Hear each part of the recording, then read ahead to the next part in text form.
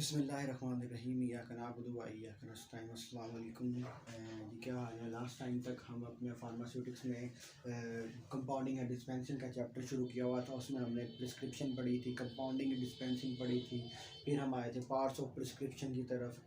अब हम आ गए थे हैंडलिंग ऑफ प्रिस्क्रिप्शन की तरफ। हैंडलिंग ऑफ प्रिस्क्रिप्शन आपको बताया था नुस्खा जात के फॉलो करने के लिए, हैंडल करने के लिए कुछ आपके रूल्स होते हैं। सबसे पहले रिसीविंग, आपने उसको रिसीव बड़े प्रॉपर और अच्छे तरीके में करना होता है। उसके बाद वर्बल ऑर्डर हो, उसको लिख लेना होता है, ये रिसीविंग में आ जाता है। रिसीविंग के बाद आपका डोजेज कैलकुलेशन होती है, आपने उसके देखना होता है कि कोई गलती वगैरह है तो उसको करेक्ट किया जाए डॉक्टर से रिव्यू करके। अगर गलती वगैरह करेक्ट होती है तो फिर आपने डोजेज कैलकुलेशन बच्चों के लिए करनी होती है, अडल्ट की दी हुई होती है। फिर आपकी क्या होती है, डोजेज कैलकुलेशन के बाद आपकी वेट करना होता है और आपने कंपाउंडिंग करनी होती है, उसकी डोजेज फॉर्म बनानी होती है। अब कंपाउंडिंग से आगे हम चलेंगे। फिनिशिंग प्रिपरेशन, ये हमारा फिनिशिंग हो रही है, फिनिशिंग ऑफ प्रिपरेशन ये हमारा स्टेप है।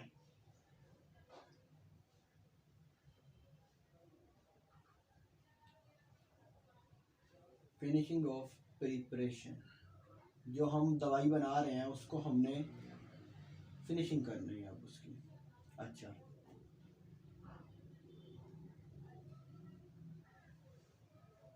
पहला हमारा स्टेप रिसीविंग का था, फिर हमारा डोजेज कैलकुलेशन, फिर कंपाउंडिंग, और ये कितना कौन सा हमारा हो गया स्टेप नंबर 4।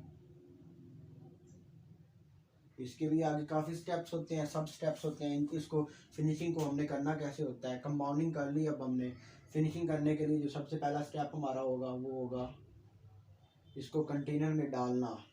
तो क्या कहते हैं उसको, फिलिंग या कंटेनर में डालना। कंटेनर को चूज़ करके उसके अंदर इसको डाल देना, ये स्टेप इसका आ गया।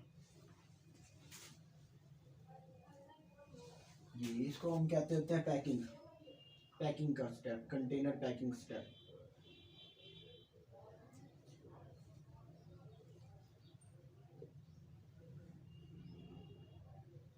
ये स्टेप पैकिंग करने के बाद हम क्या करेंगे जी, हम पैकिंग करने के बाद हमारा जो दूसरा स्टेप होगा उसके अंदर हम लेबलिंग करेंगे। उसके ऊपर लिखेंगे इसके अंदर मेडिसिन कौन सी मौजूद है, उसकी मैन्युफैक्चरिंग डेट ये है और ये इतने दिन तक आप इस्तेमाल कर सकते हैं, इतने दिन के बाद ये एक्सपायर हो जाएगा। तो ये स्टेप नंबर बी आ गया। लेबलिंग के बाद रीचेकिंग, हम उसको दोबारा चेक करेंगे to make sure that the medicine given is appropriate and according to the prescription, और प्रिस्क्रिप्शन के मुताबिक है तो वो करेंगे हम फिर। अच्छा, अब जो हमारा लास्ट स्टेप होगा रीचेकिंग के बाद वो होगा रिकॉर्डिंग और रीफिलिंग।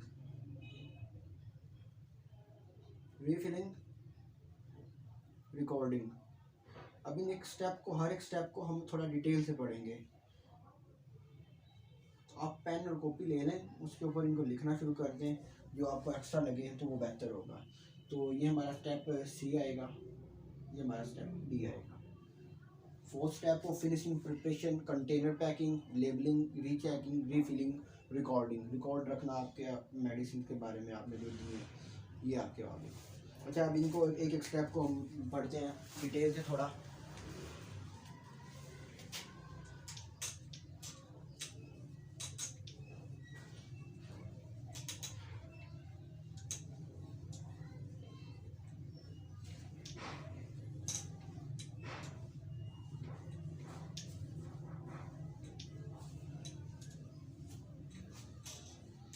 पहला हमारा स्टेप कौन सा है जी, कंटेनर में डालना उसको, मतलब कंटेनर पैकिंग।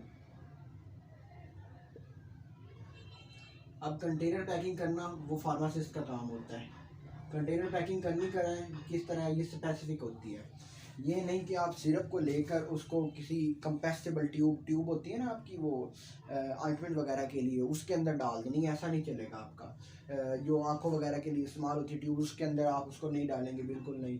सिरप्स को आप बोतल में डालेंगे, ऑइंटमेंट्स को आप ट्यूबों में डालेंगे। इसी तरह गोलियाँ जो होती हैं उनको आप ब्लिस्टर पैकिंग जो होती हैं उसके अंदर देंगे, या उसको आप बड़ा सा एक आपकी बोतल होती है ओपन जार बोतल जो बड़ी से मुँह वाली होती है उसके अंदर डाल के देंगे। हर एक की स्पेसिफिक होती है। जैसे कि सिरप्स के लिए बोटल्स,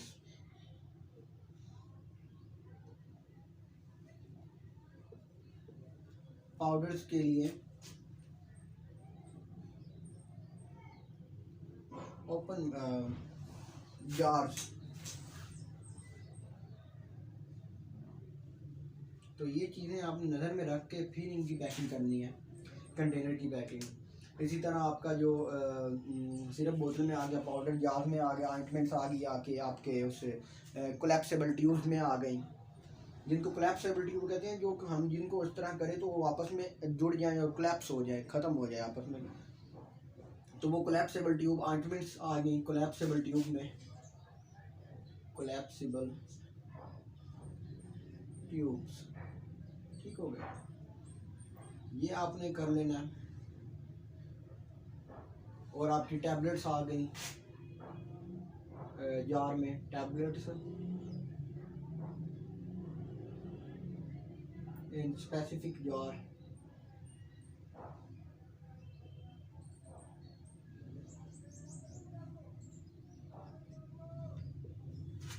ये हो गया आपका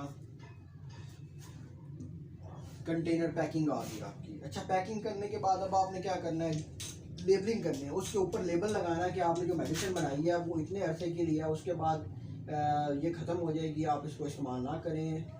और दूसरा, हाँ जी, तो फिनिशिंग प्रिपरेशन में हम लास्ट पढ़ रहे थे लेबलिंग। आप उसको लेबलिंग कैसे करेंगे?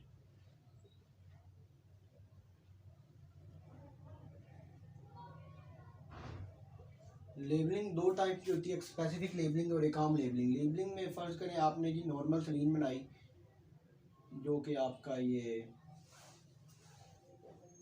क्या कहते हैं 0.9% सोडियम क्लोराइड का सोल्यूशन होता है। तो लेबलिंग किस तरह करेंगे, पहले आप लिखेंगे इसके अंदर इंग्रेडिएंट्स, क्या क्या आपने डाला इसके अंदर, ठीक हो गया जी, इंग्रेडिएंट आ गया आपके। फिर आ गया आपके यूजेज, इसको यूज़ किस लिए कर रहे हैं हम, ठीक हो गया। यहाँ पर आप लिखेंगे प्रिकॉशंस, बच्चों से दूर रखें वगैरह, एहतियात जो करनी है आपने। फिर आपका यहाँ पर आएगा मैन्युफैक्चरिंग डेट, और यहाँ पर आएगी एक्सपायरी डेट।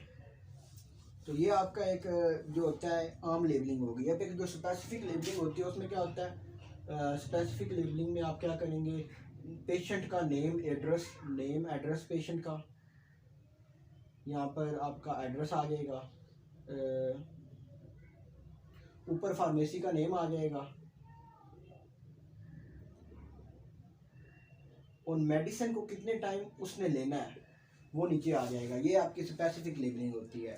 तो लेबलिंग दो टाइप की होती है। आपने लेबलिंग बड़े अच्छे तरीके से बनानी है, इस तरह जिस तरह गंदी राइटिंग में तो थोड़ा आपको समझाने की कोशिश कर रहा हूँ, इस तरह नहीं करना। आपने लेबलिंग अच्छी तरह से बनाकर उसको लगाकर आपने देना है, और उसको समझाना भी है मेडिसिन किस तरह दी जाती है।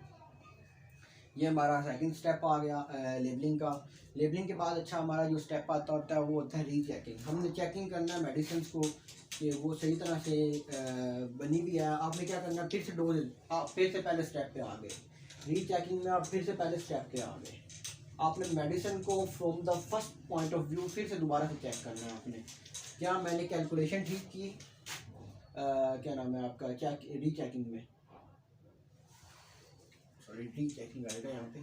रीचेकिंग में आपने चेक करना है मैंने मेडिसिन की कैलकुलेशन क्या ठीक की थी।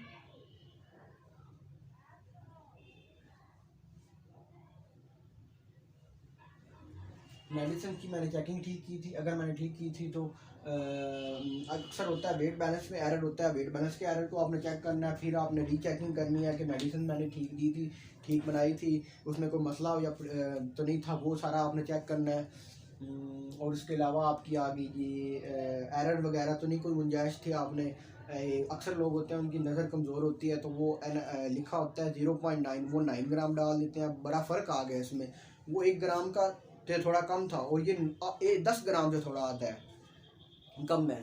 तो ये चीज़ें भी आपने लाजमी चेक करनी है कि मेडिसिन की प्रिपरेशन में मुझसे गलती तो नहीं हुई। तो वो चेक करने के बाद फिर आप जो है ना पेशेंट की क्या नाम है, पेशेंट को दे सकते हैं। रीचेकिंग में आपने चेक करना है कि मैंने वेट बैलेंस मेरा ठीक था, ठीक हो गया। वेट बैलेंस के बाद जो मैंने प्रिपरेशन बनाई वो ठीक थी, उसमें API के नाम में कोई गलती तो नहीं मैं कर बैठा, ये API था मैंने ये तो नहीं डाल दिया, ये मेडिसिन जो बनानी थी तो मैंने कोई मेडिसिन डिफरेंट तो नहीं बनाई। ये आपकी रीचेकिंग आ जाती है, ये भी लाजमी होती है। ये बेसिक एथिकेट्स हैं आपके इन फार्मेसी, जो फार्मेसी में आप ऑपरेट करते होते हैं। अच्छा, उसके बाद आएगा हमारा रीफिलिंग रिकॉर्ड। मेडिसिन बनाने के बाद आप उसका रिकॉर्ड रखेंगे कि मैंने इसको दे दिया है 1 हफ़्ते की मेडिसिन, और ये अब अगर कल या परसों या विद इन 1 हफ़्ता मेरे पास आता है तो मैं इसको मेडिसिन नहीं दे सकता। वो पर्ची के ऊपर मैंने आपको बताया था ना, रीफिलिंग का एक मना होता है, लिखा होता है, रीफिलिंग का लिखा होता है एक स्टेटस, उसके ऊपर आपने फिल कर देना, डेट डाल देनी और साथ में लिख देना कि इतने दिन की मेडिसिन मैंने इसको दी है, अब ये दोबारा लेने आया तो इसको नहीं मिलेगी। क्यों? उसका मसला क्या होता है कि मेडिसिन जो हमारे पास होती है वो ट्रांसकुलाइजर और मॉर्फिन मेडिसिन जो होती हैं हमारे पास, नशा आवर या एंटी डिप्रेशन मेडिसिन, वो आप रीफ़िल नहीं कर सकते उसको, डॉक्टर के पास जाकर वो दोबारा रीफ़िल करवा के लाएगा।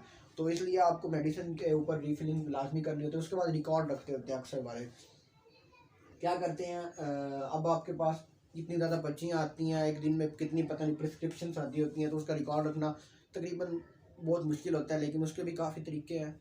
अक्सर लोग कंप्यूटर्स के ऊपर उसकी रिकॉर्डिंग रख लेते हैं, पर्ची के ऊपर एक नंबर लिख दिया कोई भी फार्मेसी की तरफ से, और फिर जो कंप्यूटर के अंदर उसी नंबर से, नेम से, उसका एड्रेस के नाम से नंबर के साथ उसको सेव कर दिया, या रजिस्टर के ऊपर कर दिया, रजिस्टर के ऊपर भी आप कर सकते हैं। तो इस तरह कंप्यूटर में अगर करते हैं तो एक डॉक्यूमेंट के अंदर काफ़ी ज़्यादा बंदों की आप रिकॉर्ड रख सकते हैं। इसी तरह रजिस्टर के ऊपर भी काफ़ी ज़्यादा बंदों की, एक रजिस्टर के ऊपर काफ़ी ज़्यादा बंदों की आप रिकॉर्डिंग रख सकते होते हैं। रिकॉर्ड रखने का मकसद होता है इन केस अगर हमें इनसे पर्सनली रब्ता करना पड़ गया या इसने कोई मसला वगैरह क्रिएट हुआ, तो हमें पता हो कि ये बंदा कहाँ पर रहता है और उसने मेडिसिन इतनी ली थी हमसे, तो ये आपके पर्सनल रिजेक्शन के लिए होता है। अच्छा जी, रीफिलिंग रिकॉर्ड के बाद हमारा प्राइस वेरिएशन शुरू होता है, लेकिन वो अब आपको इस बार अभी हम नहीं करवाएंगे, क्योंकि प्राइस वेरिएशन में आपकी मैथमेटिकल और न्यूमेरिकल कैलकुलेशन आ जाती होती हैं, वो थोड़ा सा लंबा लेक्चर होगा, तो वो इंशाल्लाह हम कल पे रखेंगे इंशाल्लाह।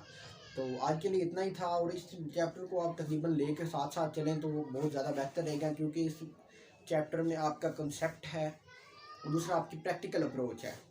अब प्रैक्टिकल अप्रोच तो हम आपको करवाने से है, आपने खुद ही करनी है प्रैक्टिकल अप्रोच।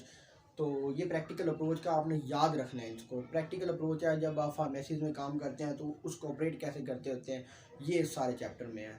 तो आज के लिए इतना ही था, इंशाल्लाह आपसे कल मुलाकात होगी। अल्लाह हाफिज़, टेक केयर योरसेल्फ। अगर आपका कोई क्वेश्चन वगैरह है तो इंशाल्लाह कमेंट सेक्शन में मुझसे रब्ता करें या जूम मीटिंग्स में।